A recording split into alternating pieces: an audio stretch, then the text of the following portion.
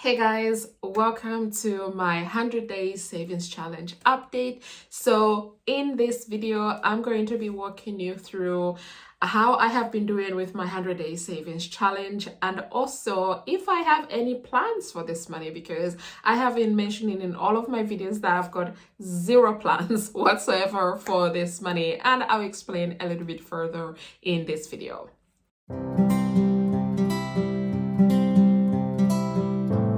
Hey guys, welcome to Budget with a July Dreamer. My name is Miranda, and on this channel I share everything personal finance, specifically sharing tips on how to save, how to invest, as well as how to budget. If this topic's interesting, then please hit that like button, subscribe if you haven't already, and let's get into today's video. So first things first, why did I start this 100 day savings challenge?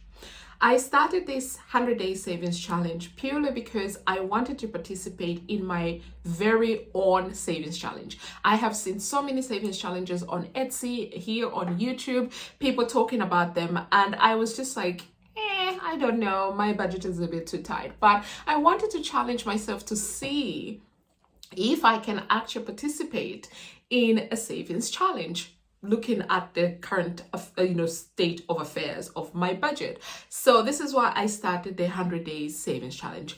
When did I start it? I started this 100 days savings challenge on the 23rd of September. So I think, if my maths is correct, from the 23rd of September to the 31st of December, or is it the 1st of January, that is a complete 100 days. So I wanted to save money for the remaining 100 days of the year. Now, how did I pick the theme of how I wanted to save for this challenge? To be honest, I looked at my Plum app.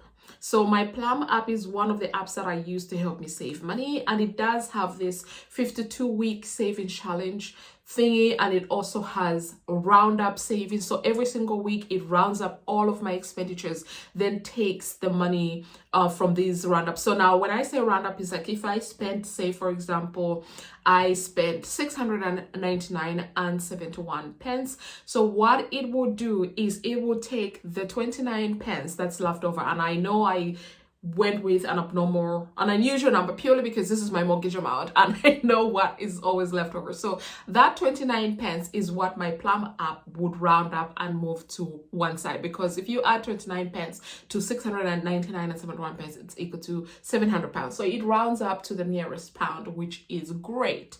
So what I decided to do is I'm going to use the same principle, but instead of letting my app do the work for me, I was going to actively do that myself. So every single day I would look into my accounts and I would move the last two digits after the full stop, and I would move that into my 100 day savings challenge. At first I thought, hey, this is gonna be tedious or annoying or what have you, but I actually enjoyed it. Really enjoyed it. Or should I say still enjoying it, because since the 23rd of September, I have saved, at the time of filming this video, 62 pounds and 88 pence. Like, this is me rounding up. This is not me putting 10 pounds or what have you. No, this is me looking at my current accounts and rounding up and then moving that money over. And also what I decided to do is, in my Monzo app, it does have a feature to do roundup. So if I do spend an even number or what have you in my everyday spending, it will round up that amount to the nearest pound and then move that money to my Monzo pot. And this is what has actually helped me a lot, because Monzo is the account that I use for my everyday spending. So this is what I love that feature for. It helps me, but I also have two other, I should say, including Monzo, it's 3 current accounts. So what I do is I look at both accounts, so my personal one and then the one that I use for my rental property. So whatever is left off, I round that up and I move it towards my 100 day savings challenge. So really, this is what has helped me to reach 62 pounds and 88 pence saved in that pot. Now, what plans do I have for this money? And again, I will continue saying the same thing, but today I want to add a little bit more. So I don't exactly know what I want to spend it on. All I know is that I want to spend this money that I save on the 1st of January 2022. Now, God willing, on the 1st of January, I could wake up and just be like, oh my gosh, I love this pair of shoes and I do have the money saved up for it, so I will buy those shoes. Or I could be like, I could go somewhere, so I'll buy a flight if the flight is somewhere within Europe and it's less than what I have saved. So I would do that. But I actually do not have a specific thing that I want to spend this money on.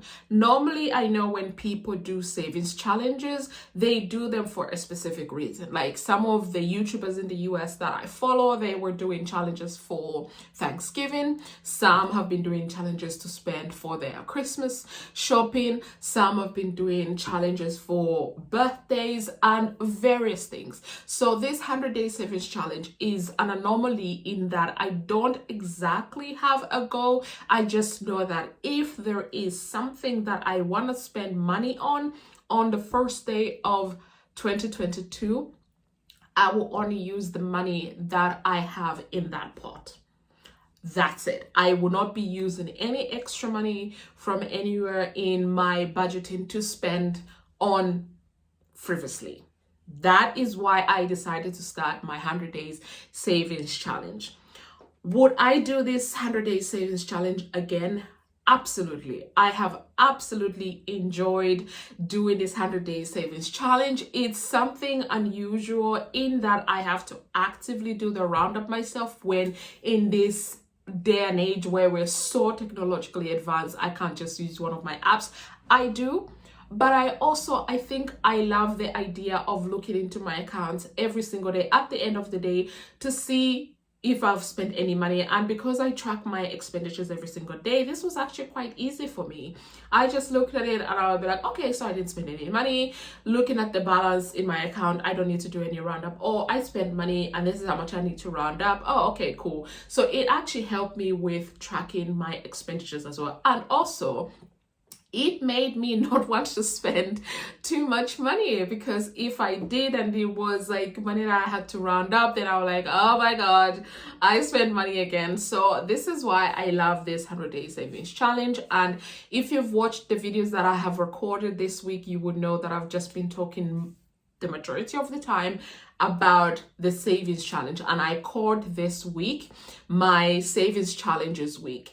Next week I will be talking about investments. So I am a beginner investor. I call myself a beginner investor. I've been investing for over 7 years, but I still consider myself a beginner investor because when it comes to investing in the stock market, I've actually only been doing it for the last 2.5 years. So this is why I still think I am a beginner when it comes to investing. I know what I want to invest in. I know how to do my research, but it does not hurt to actually learn from other people to see how they do things as well. So yeah, hope you enjoyed this video, and I'm hoping you will be around to watch my investments week. So the first video will drop on Monday, the 6th of December. Thank you so much for watching my video. I'll see you in my next one. Bye.